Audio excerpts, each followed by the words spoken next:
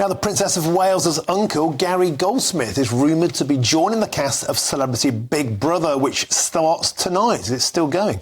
The businessman and younger brother of Carol Middleton will join the likes of former X Factor judges Sharon Osbourne and Louis Walsh, as well as a former Love Island winner and a Strictly dancer on the ITV show.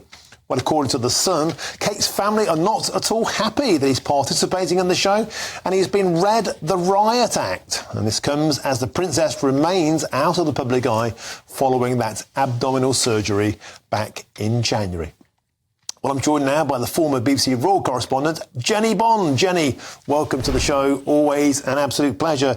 Here we go again, more headaches for the Royals. But the Sussexes seem to have set the bar around touting themselves around as semi-celebrities. Maybe he's just following in their footsteps. Well, I think he's very misguided to do so. He is either mad or bad, or, as I say, shockingly misguided. I think it is the latter. I think Gary Goldsmith himself says he's not a bad guy. He's got a good heart, and he's very fond of his niece, the princess. But this is it's so demeaning. It is so tacky. It's so tasteless of him to do this, and it's the last thing that William and Catherine would want, whatever he says. And I know, look, I've been in a reality show, and I'm a celebrity, get me out of here.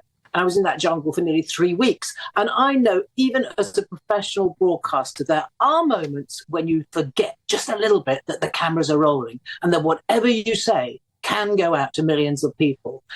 He has got to be absolutely on his guard. And I rather doubt he'll be able to do that.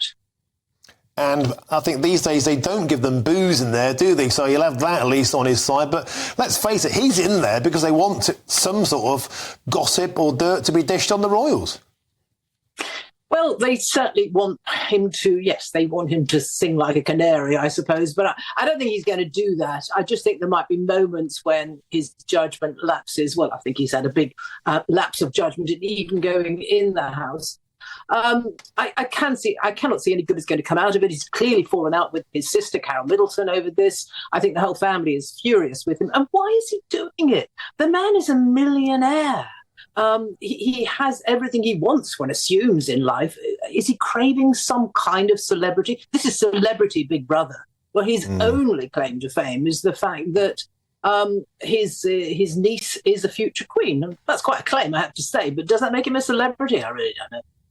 OK, well, all eyes will be on that. Thank you, Jennie Bond, for joining us. As ever, superb. Now, in more royal-adjacent news, Penny Mordaunt has said she's planning to sell her coronation dress for charity because it has become so recognisable that she won't ever be able to wear it again. She will sell that magnificent teal-caped gown that stole the show last May to fund projects in her Portsmouth North constituency. And I'm joined now by our royal correspondent, Cameron Walker. Cameron, a brilliant idea, I think, because, of course, she's trying to raise money for that statue in her constituency to mark the ending of the slave trade. Yeah, I mean, it was such an iconic dress, wasn't it, Martin? I think most people came away from the coronation commenting on Penny Mordaunt's dress. It's by designer Sophia, cost about £1,200 to buy, which is actually a favourite design of the Princess of Wales, a bit of trivia for you.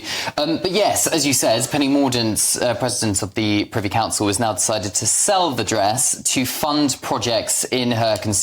She was giving an interview to the Sunday Times magazine over the weekend. Portsmouth North is her constituency. And as you said, one of those projects is reportedly trying to raise money for the West African Squadron memorial statue that most men who lost their lives trying to enforce the ban on slavery. So that is one of the projects which could perhaps do quite well for Penny Mordaunt. But in that interview, which I found quite funny, was that she'd said she would never be able to wear that dress again unless she was going to a fancy dress party dressed as herself. So perhaps a little bit of humour from Penny Mordaunt there. But it is an iconic moment now in British royal history.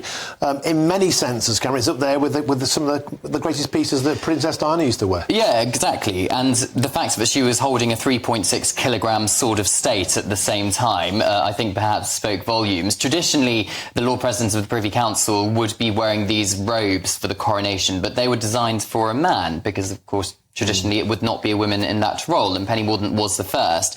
So she wanted something that wasn't going to be just a dress, but wasn't going to upstage the royals with particular robes. So this is what she came up with the embroidery. Great stuff. Cameron Walker, thank you as ever.